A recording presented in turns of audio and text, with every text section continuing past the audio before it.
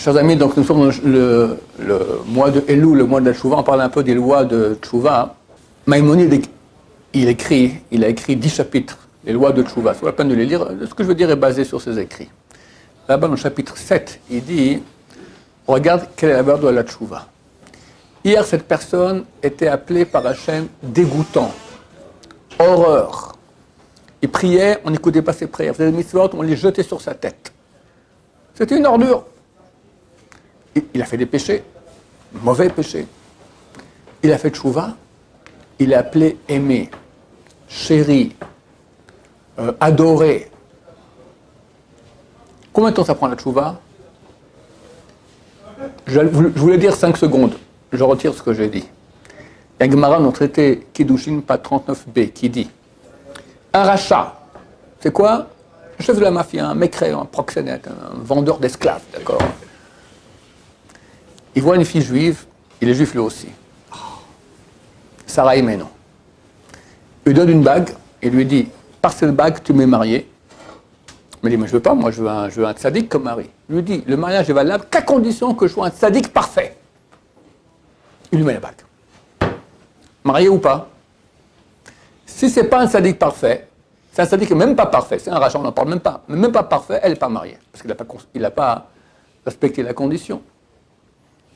La Gemara dit, on la considère comme mariée. C'est pas certain, mais on a un doute. Si elle veut quelqu'un d'autre maintenant, elle doit aller à la rabbanout, au rabbinat, get, acte de divorce. Elle ne peut plus se marier avec un Cohen. Une femme divorcée ne peut plus se marier avec un Cohen. Mais comment ça se fait? Lui a dit à condition que je sois un tzaddik parfait. C'est une ordure. La Gemara dit, peut-être qu'il a eu une pensée de tchouva. Pensée! La tchouva, c'est le minimum dire à Dieu, j'ai péché, j'ai fait ça et ça, je regrette, et vraiment regretter. Et prendre sur soi, plus jamais je refais. Il n'a pas fait ça. Il n'a pas fait ça.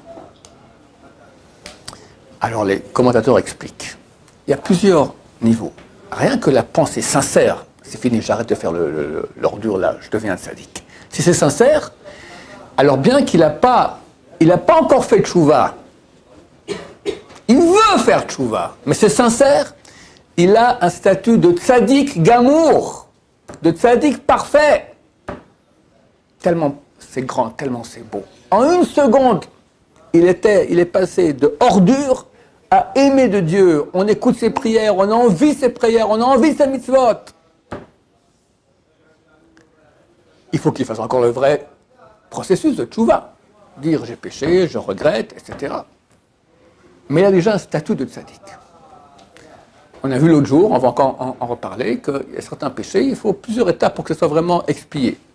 Par exemple, les péchés sexuels, tous sont sanctionnés par le karet, et d'autres même par la peine capitale à l'époque du temple. D'accord? Alors c'est marqué que pour expier cela, il faut la tchouva, il faut kippour et de la souffrance. Ou à la place de la souffrance, étude de Torah ou de la tzedaka. Il y a une différence entre étude de Torah et tzedaka. La tzedaka, ça n'annule pas les souffrances que tu dois payer, mais ça c'est un bouclier, ça empêche de venir. Mais un jour, il faudra les payer, ou dans ce monde-ci, ou le monde à venir. L'étude de Torah, c'est à la place des souffrances. Tu dis un peu la Gemara, vous voyez, c'est dur. Cette souffrance-là, c'est la plus grande réparation possible qu'il peut y avoir des péchés. C'est plus que tout. C'est la meilleure chose qu'il puisse y avoir. Alors, comment tu me dis maintenant que ce type-là, il est tzaddik gamour, alors qu'il n'a pas fait, lui, il n'a pas fait un karet, il en a fait 10 000, d'accord? Il n'est pas encore propre de péché. Alors, on a dit qu'il a un statut de tzaddik, mais il a encore une dette. À quoi ça ressemble? Avec cela, on finira pour aujourd'hui. Beaucoup de jeunes gens, dans leur jeunesse, entre 9 ans et 12 ans, quand ils rentrent de l'école, ils passaient par le petit magasin du coin, piquaient un bonbon et rentraient à la maison. Beaucoup ont fait ça durant leur vie. Et un beau jour, à l'âge de 18 ans, de raison, il dit, mais qu'est-ce que j'ai fait comme bêtise? J'ai volé, ce pauvre épicier là, je volais des centaines de bonbons. Et alors le rabbin lui dit, il faut aller voir l'épicier, lui demander pardon. Bon, il prend son courage de main, il va voir l'épicier, monsieur l'épicier, ouais, écoutez, je regrette ce que j'ai fait, j'étais écervelé, je n'ai pas pensé. Là, tous les jours, de 9 à 12 ans, je prenais un bonbon, je regrettais énormément, je demande vraiment pardon, je suis navré, d'accord? L'épicier lui dit, bon, je vois que tu es un bon garçon, c'est bon, allez, je t'excuse, c'est bon.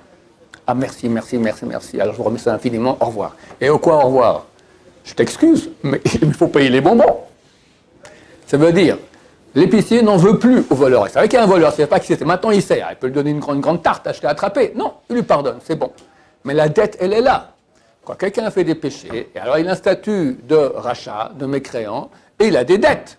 Quand il décide de faire tchouva, son statut de mécréant disparaît. Il a payé de sadique gamour. Mais il y a encore les dettes. On va devoir réparer. Tchouva, vidouille, dire j'ai péché, kippour, s'il faut souffrance, étude de Torah.